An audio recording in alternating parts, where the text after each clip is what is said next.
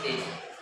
Mari kita sama-sama belajar Bapak Ibu secara teori, dan mari kita juga nanti bisa aplikasikan di dalam kegiatan kita di sekolah ini seperti apa budaya positif.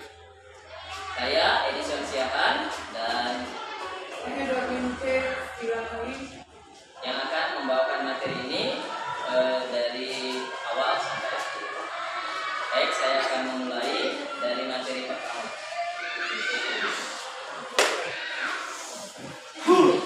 Baik, dari kata budaya positif, ya. Budaya berarti kebiasaan positif berarti baik. Berarti ada kebiasaan baik yang harus kita lakukan di sekolah ini, ya. Mengapa begitu penting budaya positif? Ya, untuk memahami budaya sekolah, maka kita harus paham dulu bahwa yang tampak dan dapat dilihat oleh kita dari budaya sekolah adalah artefak istilah, ya. Seperti misi-misi, bahasa yang diajarkan di sekolah, kegiatan belajar mengajar yang diterapkan, pakaian yang dikenakan oleh warga sekolah, jam belajar, upacara sekolah, dan lain sebagainya, ya. Tetapi yang lebih penting dari situ adalah jauh lebih dalam dari artefak yang harus kita pahami adalah, ya, keyakinan, nilai-nilai, dan asumsi dasar yang dianut oleh warga sekolah, ya. Jadi misalkan bicara seragam sekolah, ya, mengapa harus memakai seragam sekolah, ya. Nilai-nilai itu yang sebenarnya mau kita lebih mendalam dari yang terlihat di luar. Misalkan mengapa harus datang jam sebelum 15 menit sebelumnya, ya. Kebanyakan anak-anak hanya mendapatkan aturan dan peraturan, tapi mengapa itu harus dilakukan, itu yang jauh lebih penting yang harus kita pahami menjadi sebuah budaya positif. Secara umum sejatinya semua warga sekolah memiliki nilai-nilai positif sebagai warisan dari nilai-nilai Nusantara. Nilai-nilai positif sejatinya sudah dimiliki oleh peserta didik. Peran kita sebagai guru hanya membantu menumbuh kembangkan saja, diantaranya melalui pembelajaran di kelas. Ya, ada sebuah kesimpulan yang harus kita pahami. Seorang guru memiliki peran untuk membangun dan mewujudkan budaya positif di sekolah.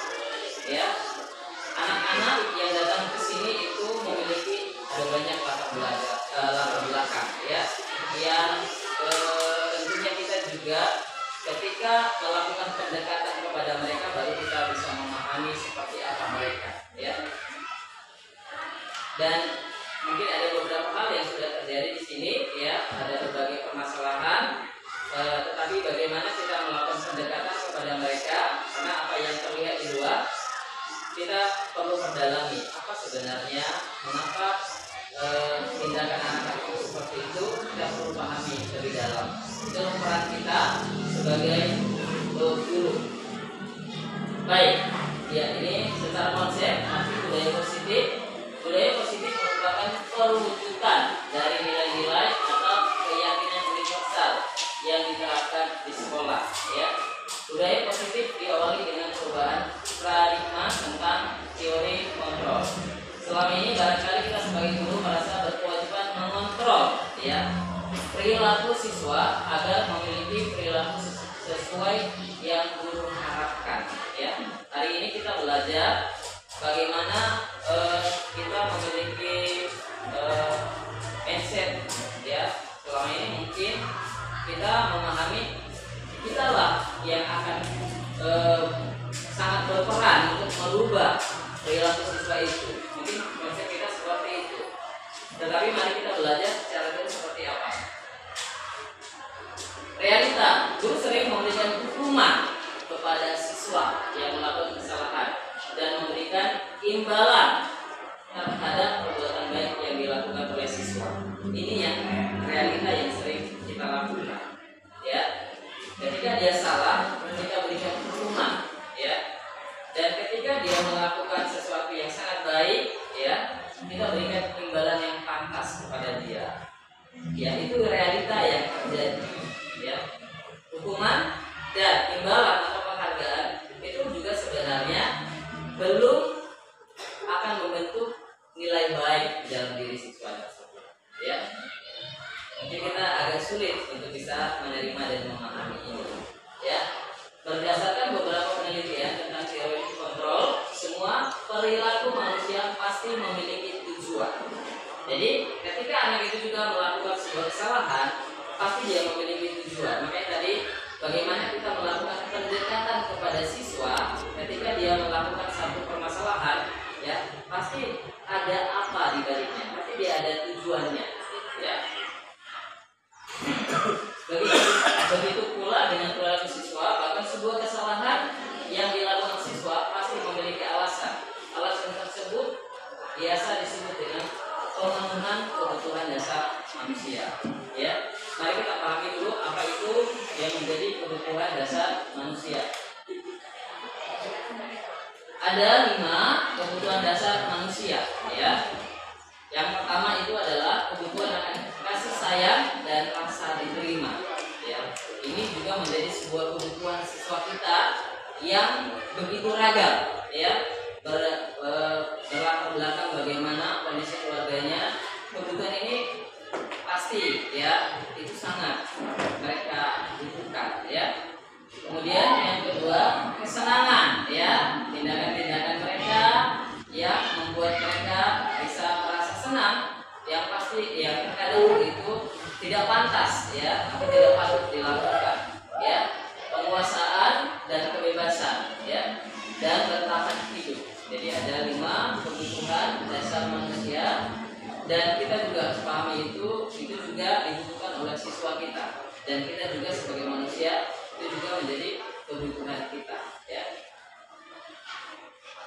Baik, teori motivasi perilaku manusia ada 2, motivasi eksternal dan internal. Ya, untuk menghindari ketidaknyamanan atau hukuman, apa yang akan terjadi apabila saya tidak melakukannya? Ya, itu masih motivasi dari luar. Ya, apa akan terjadi apabila saya tidak melakukannya? Ya, hukuman, ya, dan ketidaknyamanan. Masih motivasi eksternal untuk mendapatkan imbalan dari orang lain. Ya, meskipun ini sepertinya ketika anak-anak berhasil kita kasih penghargaan, sebenarnya itu juga bukan membentuk nilai-nilai positif dalam diri anak-anak. Karena apa? Ketika kita tidak memberikan imbalan kepada dia tidak akan melakukan sesuatu yang baik. Ya, belum dari dalam. Ya, mari kiranya motivasi internal ini menjadi motivasi anak-anak dan motivasi kita juga sebagai seorang guru, ya, untuk menghargai diri sendiri. Inilah seharusnya yang harus terbentuk dari dalam diri anak-anak. Ya, saya akan menjadi orang seperti apa apabila saya melakukannya. Dari motivasi itu sudah ada. Jadi kalau dari konsepnya adalah guru yang dominan akan mengontrol perilaku anak-anak dengan cara kita, sebenarnya kita berharap motivasinya itu datang dari dalam, dari diri anak itu sendiri. Ya, baik.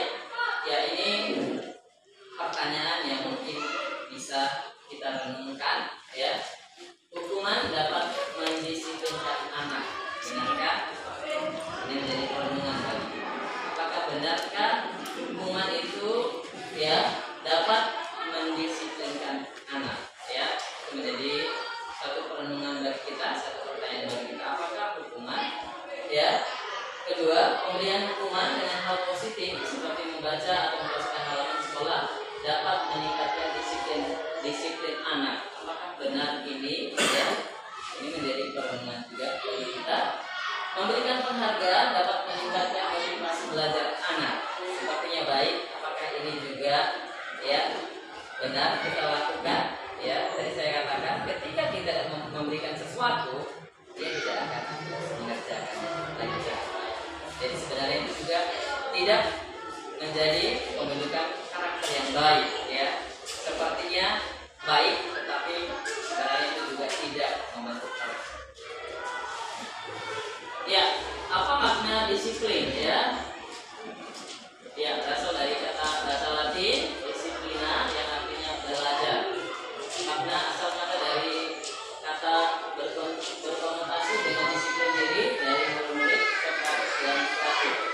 Disiplin diri membuat orang menggali potensinya menuju sebuah tujuan apa yang dia hargai. Namun dalam budaya kita, makna kata disiplin telah berubah menjadi sesuatu yang dilakukan seorang pada orang lain untuk mendapatkan kepatuhan. Ya, kecenderungan umum adalah menghubungkan kata disiplin dengan ketidaknyamanan, bukan dengan apa yang kita hargai atau pencapaian suatu tujuan mulia. Ya, jadi kadang bicara disiplin, bicara aturan, ya aturan itu kalau ya kita pahami prosesnya di anak-anak adalah ketika mereka mendaftar itu ada lembaran peraturan sekolah, ya, dan memang harapan kita ini adalah aturan yang bisa membuat mereka tidak semena-mena untuk melakukan tindakan, ya. Tetapi itu satu arah, ya, satu arah. Karena itu kita berikan kepada mereka dan mereka tanda tangan, ya. Kita berharap ada satu kesepakatan, ya, kesepakatan dalam diri anak-anak itu sehingga datang motivasi dari dalam untuk bisa memenuhi aturan dan peraturan di sekolah yang ada.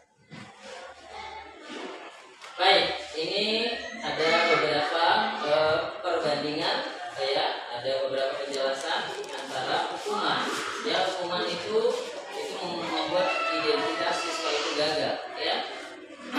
Kemudian itu ada konsekuensi. Konsekuensi itu memang sesuatu yang harus terjadi, tetapi itu juga belum membentuk karakter anak-anak dengan baik. Tetapi di situ ya masih situ netral, ya, itu netral. Ya, ini sudah negatif. Hukuman itu negatif, padahal ini yang sering kita lakukan. Ya, makanya ya dari bincang-bincang dengan kondisi anak kita ini bagaimanalah, ya, mungkinkah kita tidak akan memberikan hukuman, tetapi ternyata di sini hukuman itu seperti apapun itu negatif, ya, dan membuat siswa itu identitasnya menjadi hampir tidak baik, ya. Ini netralnya, konsekuensi sesuatu yang memang mereka harus terima, ya. Kemudian ada sebuah istilah restitusi, ya, ini yang positif, ya. Sesuatu yang menyakitkan harus terjadi. Ini sesuatu yang harus terjadi. Ini restitusi merupakan pilihan, ya. Sudah merupakan pilihan anak-anak itu sendiri. Jadi makanya harus datang motivasinya dari dalam, gitu, ya. Ya, nanti materinya bisa kami share, ya. Di sini murid anak membenci peraturan, ya. Murid anak menghormati peraturan, ya. Kemudian di sini murid anak menghormati dirinya dan orang lain, ya. Jadi ada motivasi yang harus berubah, ya, dari dalam anak-anak sendiri ketika dia melakukan sesuatu, ya. Harus datang dari dalam mereka, bukan dari faktor luar, ya. Kita guru adalah faktor luar, tetapi tugas kita memang menuntun mereka agar mereka benar-benar bisa menemukan diri mereka sendiri dan memiliki motivasi dari dalam untuk melakukan sesuatu yang baik, ya. Jadi peraturan-peraturan itu akhirnya ya mereka lakukan ya karena dengan kesadaran diri dari dalam, ya, bukan karena hukuman, bukan karena penghargaan dan lain sebagainya. Dan ini memang yang kita juga, saya secara pribadi juga berjuang untuk melakukan ini kepada anak-anak kita, ya.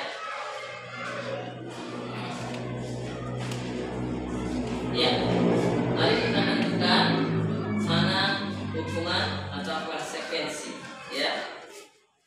Ini tadi beberapa contoh, ya, beberapa pemahaman hukuman dan konsekuensi, ya. Mencatat 100 kali di dalam buku kalimat saya tidak akan terlambat lagi karena terlambat ke sekolah. Ini hukuman atau konsekuensi. Ini adalah hukuman, ya.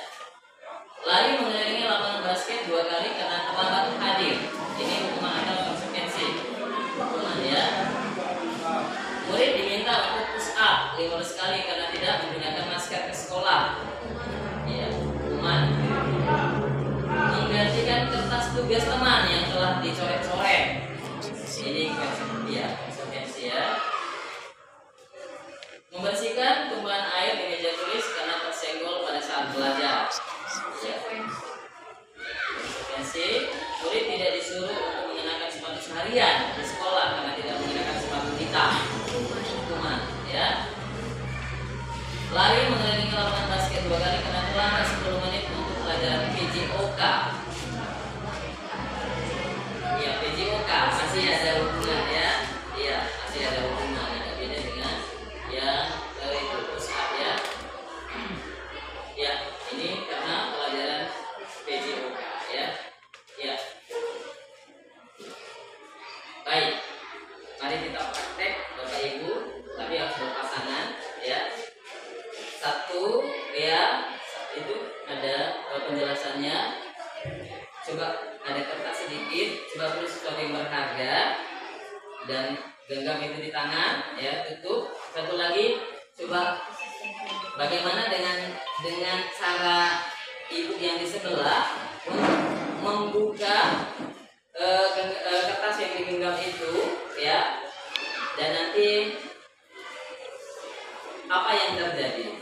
Adakah yang terbuka, adakah yang tidak ya? Coba Bapak Ibu, satu orang aja yang menulis dan satunya menggenggam kertas itu. Tulis sesuatu yang berharga, yang sangat katanya ya, yang sangat berharga untuk Anda ya.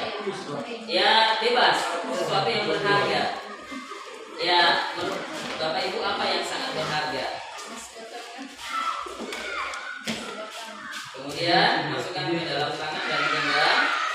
Ibu yang di sebelah, bagaimana caranya agar ya kertas yang di dalam itu bisa terbuka dengan caranya Bapak Ibu yang di sebelah ya, dengan Bapak Ibu yang di sebelah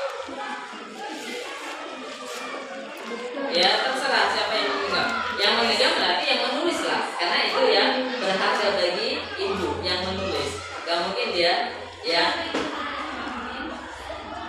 rahasia lah itu. Ya, jadi coba cari tahu apa yang berharga itu dengan cara Bapak Ibu yang di sebelah yang tidak memegang kertas membujuknya ya. Bagaimana cara membujuknya?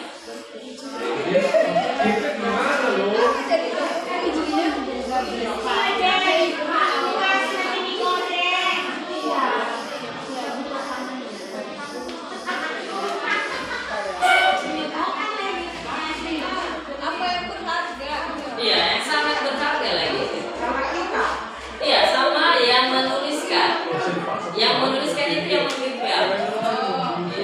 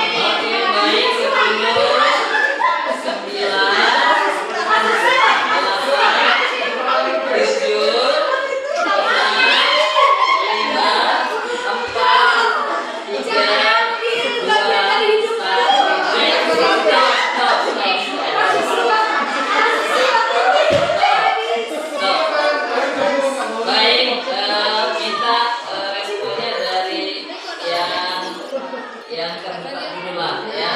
Baik, Ibu SP, kenapa sampai kertas yang ada di dalam itu diserahkan kepada temannya? Apa usaha yang dia lakukan?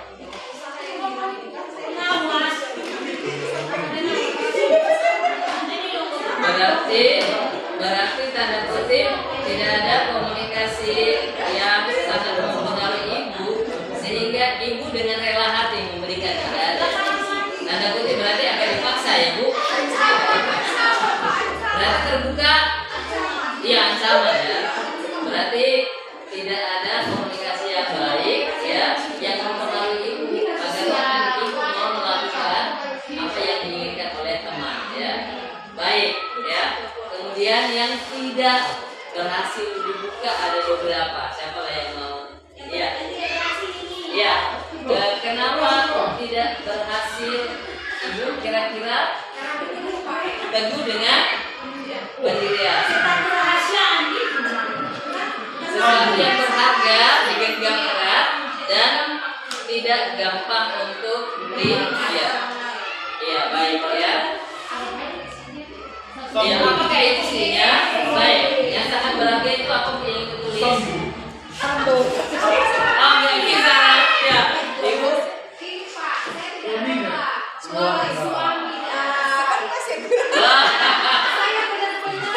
Pegang itu ya, pegang teguh ya.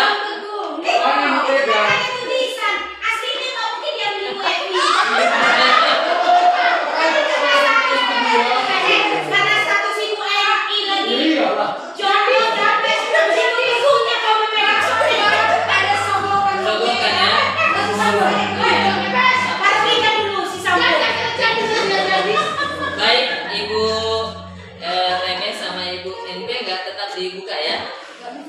Iya. Kenapa Bu? Kenapa Bu bisa tetap pegang teguh? Ibu NP, kenapa usahanya nggak berhasil? Oh, Ibu NP yang pegang. Kenapa Ibu Tensi nggak berhasil?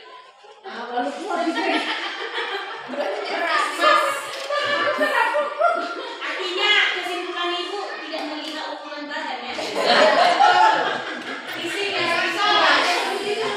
Oke, baik Bapak Ibu, budaya positif adalah sesuatu yang berharga yang harus kita jaga baik dan harus kita lestarikan, dan itu juga harus sampaikan kepada anak-anak sehingga sesuatu yang baik itu tetap bisa menjadi budaya dari awal. Misalkan sekolah ini ada sampai sekolah ini seterusnya semakin bisa berkembang ya.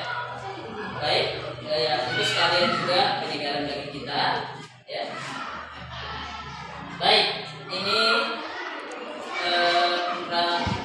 paradigma teori kontrol ya. Guru mengontrol murid ya.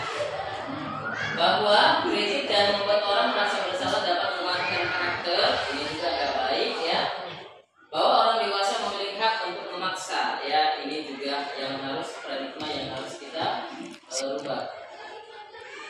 Ya, ini ada stimulus respon dan teori kontrol ya. Kita mencoba mengubah orang agar berpandangan sama dengan kita ya.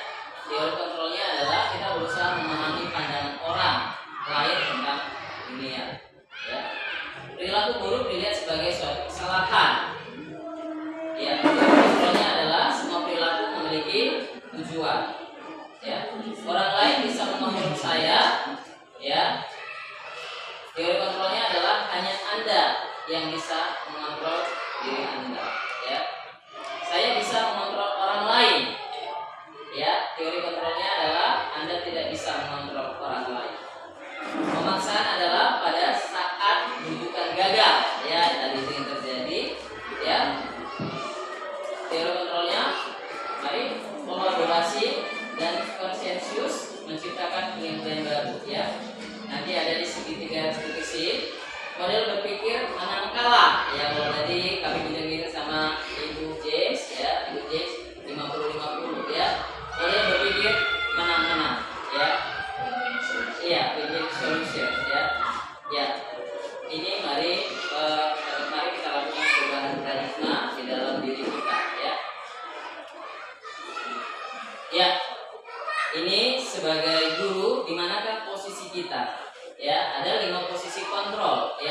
yang pertama penghukum, yang kedua pembuat orang merasa bersalah, yang ketiga teman, yang keempat pemantau atau manajer. Ya, ya. Oke. Baik, penghukum ya, tentu ini sangat tidak baik dan mungkin secara pribadi saya masih melakukan hal ini ya kepada siswa dengan berbagai hukuman yang saya berikan ya.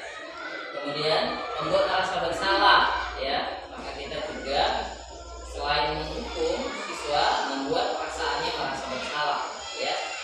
Ini nanti ada beberapa kalimat ya yang harus kita pahami. Baik, sebagai teman ya, jadi penghukum dan pembuat merasa bersalah ini membuat identitas siswa itu gagal ya. Akhirnya nanti mereka hanya melakukan perubahan, hanya menghindari hukuman ya.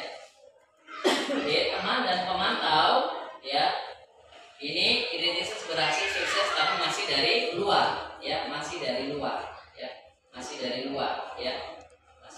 dia berubah ya, karena masih diawasi ya, masih ada teman, itu masih dari faktor luar ya. Baik, identitas berhasil ini harus dari dalam diri, kontrol diri ya. Ya, manajer itu bagaimana memandu ya anak-anak agar anak-anak mau berubah itu dari dalam diri mereka ya. Jadi mari kita belajar untuk menjadi seorang manajer ya. Meskipun teman dan pemantau ini juga bisa mempengaruhi anak-anak berubah, tetapi itu masih dari faktor luar ya. Itu masih dari faktor luar. Mari kita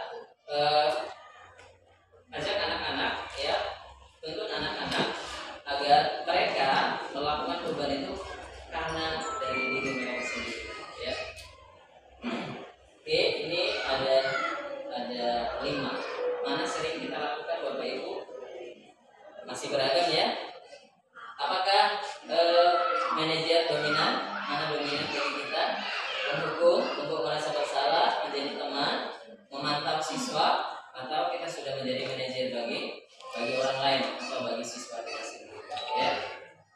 Ini 5 posisi yang sering terjadi atau sering kita lakukan di sekolah ini, dan harapannya memang kita bisa melakukan posisi sebagai manajer ya. Kita bisa lakukan posisinya sebagai manajer. Baik, mari kita. Saya kecewa sekali dengan kamu. Posisinya apa ini? Membuat merasa bersalah, menghukum, teman, pemantau atau manajer? Membuat merasa bersalah ya. Apakah kalimat ini juga sering kita ucapkan kepada siswa? Kamu tidak pernah benar melakukannya. Menghukum ya. Ayo lakukan demi ibu dan bapak ya, sebagai teman ya. Apakah kamu mau mendapatkan stiker bintang hari ini? Pemantau ya. Bagaimana kamu bisa menyelesaikan masalah ini? Manajer ya. Kamu selalu yang paling terakhir. Ini menghukum ya. Iya. Kalimat-kalimat kita juga perlu kembali evaluasi ya. Kita posisinya di mana?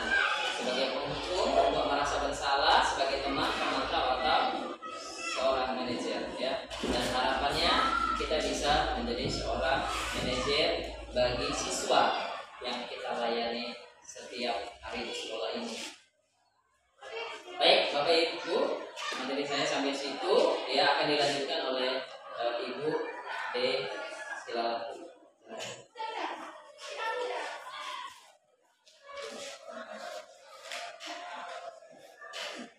Baik, terima kasih buat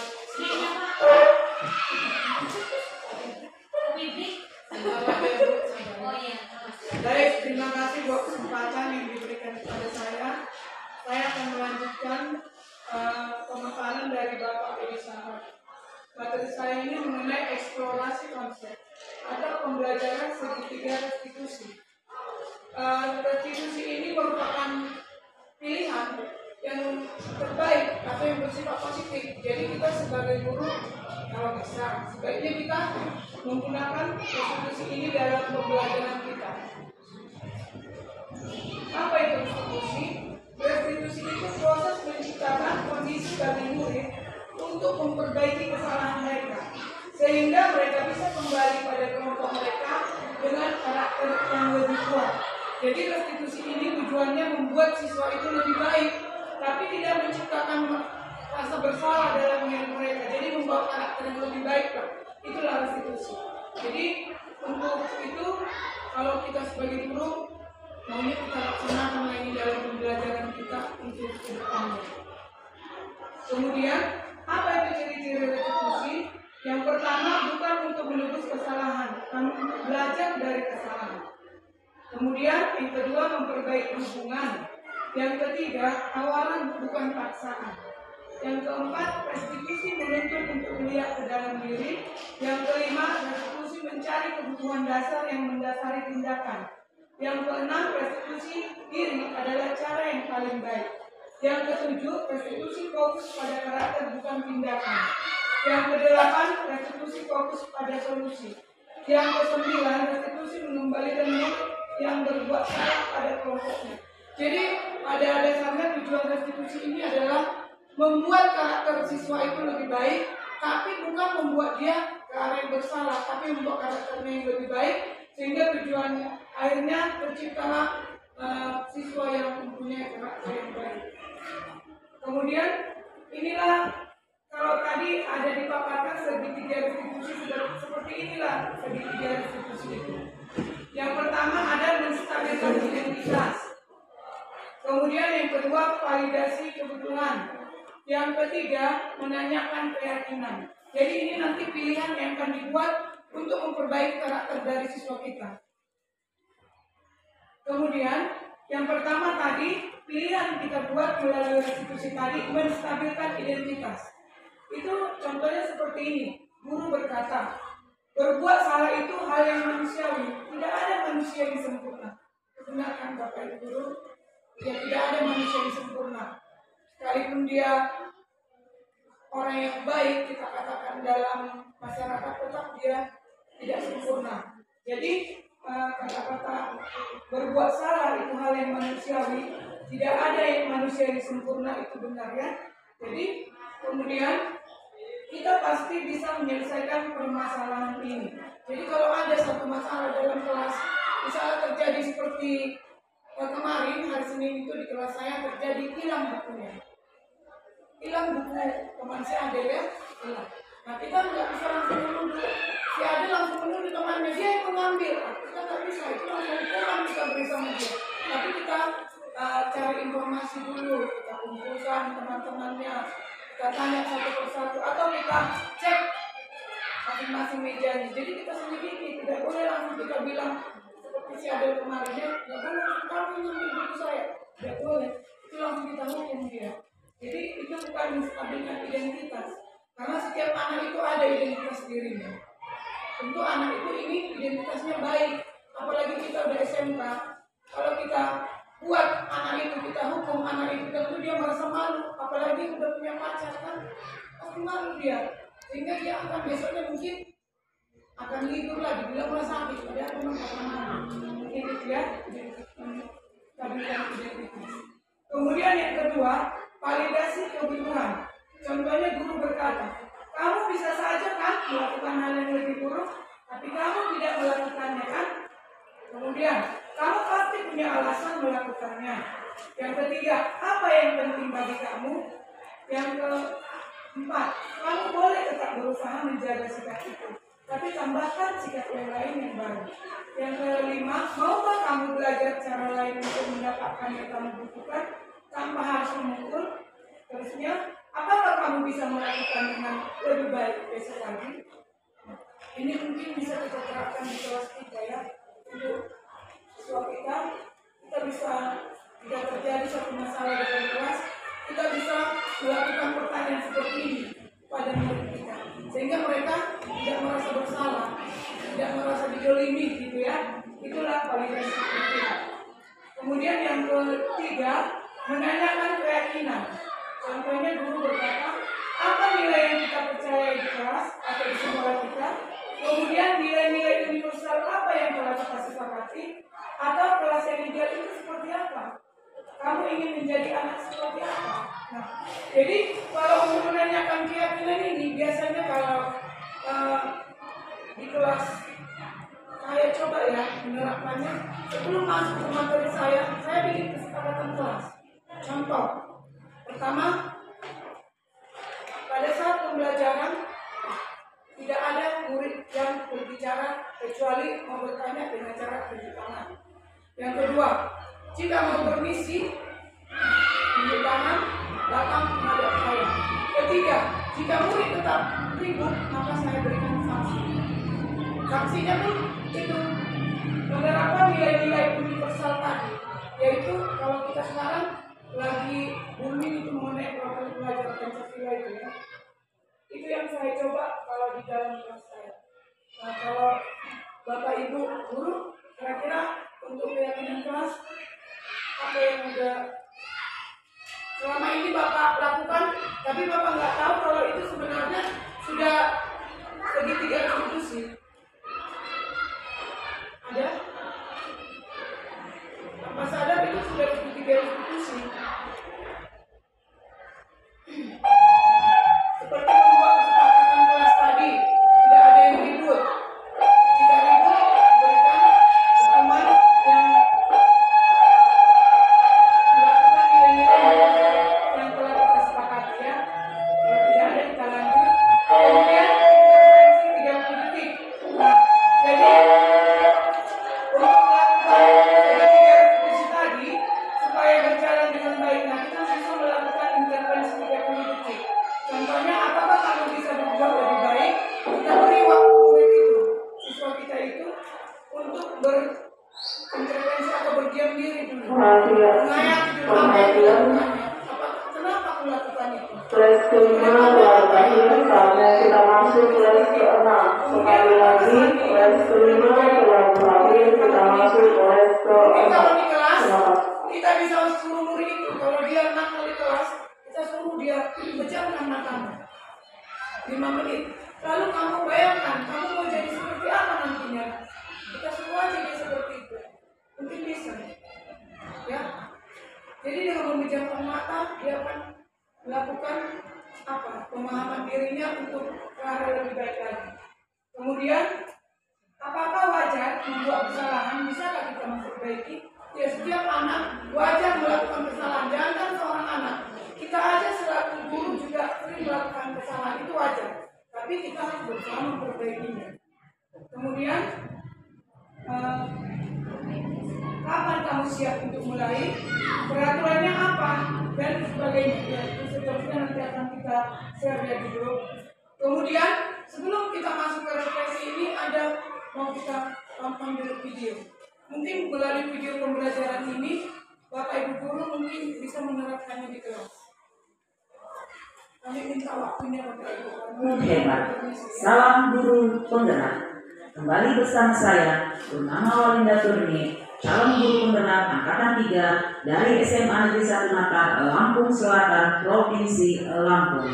Kali ini saya akan memaparkan tugas 1.4.A.7,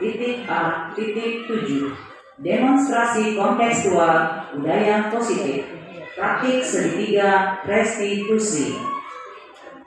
Pada demonstrasi kontekstual kali ini, saya akan melaksanakan praktik segitiga restitusi terhadap siswa saya dalam 2 kasus yang berbeda ketika sedang melaksanakan proses pembelajaran di kelas.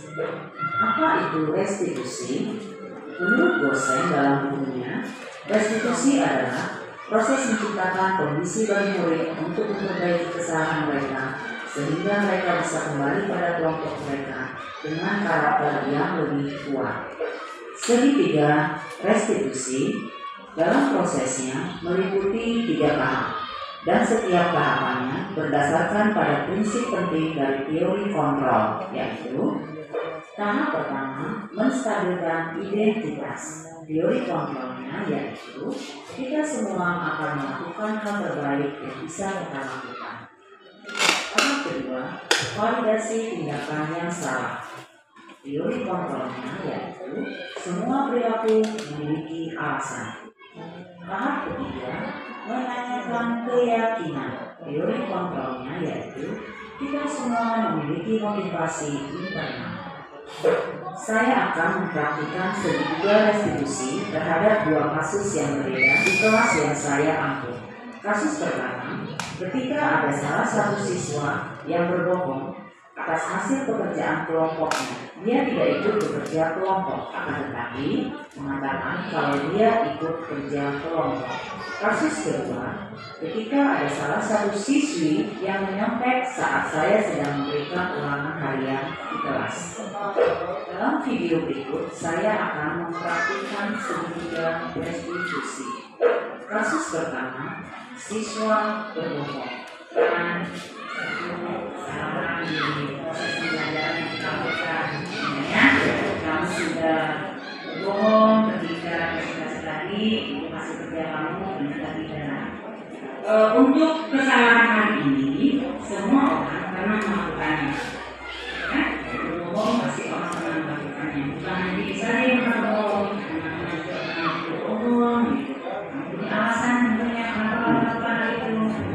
Saya biasanya kalau mengerjakan tugas secara kelompok sering kurang fokus, sering tidak nyaman gitu, sehingga saya itu tidak memaksimalkan dalam belajar. Jadi namanya tugas kelompok itu, kami sudah kelompok, berarti bekerjanya harus kelompok, harus berkolaborasi antara satu dengan yang lain, gitu ya.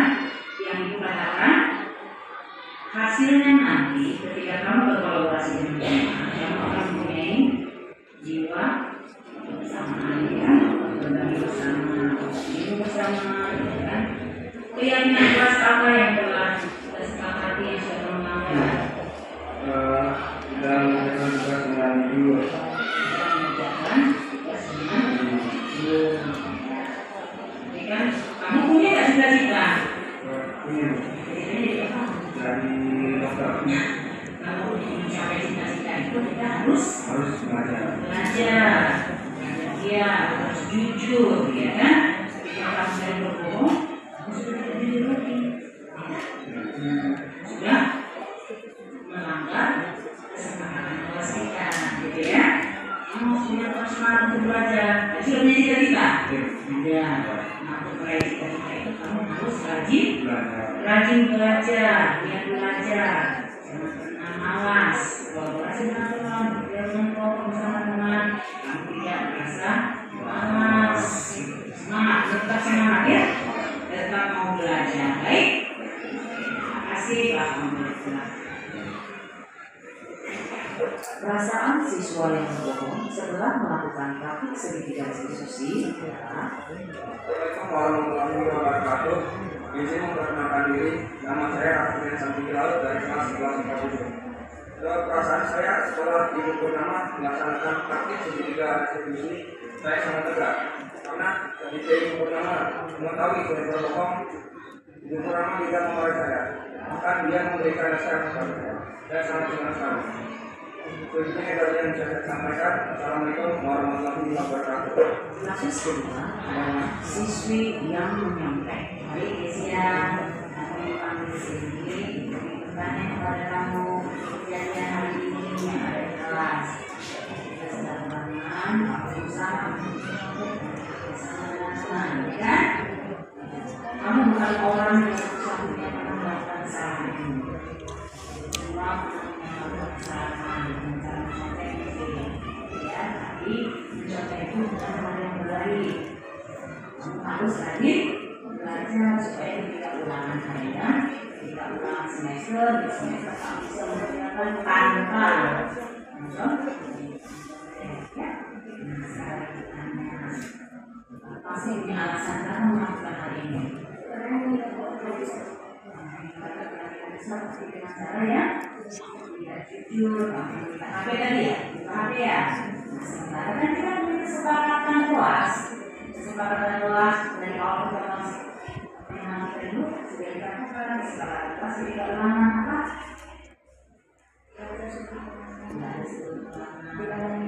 Dilarang protes saat ujian, boleh bekerja sama, ya kan? Itu kesepakatan luas yang sudah kamu langgar, kan? Kita buat dan kamu langgar.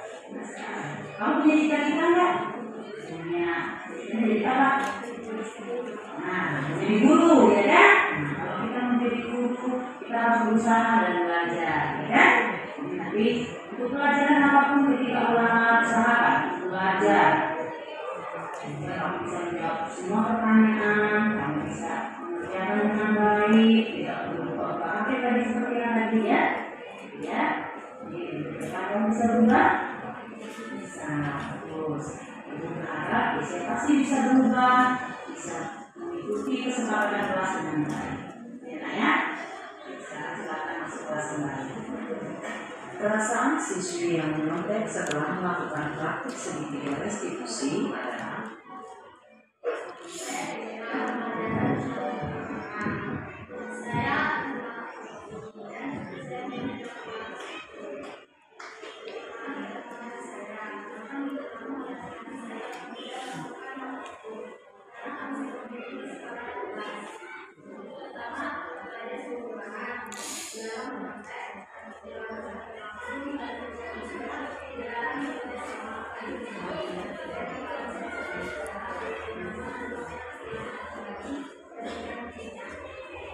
terima kasih. Salam sehat.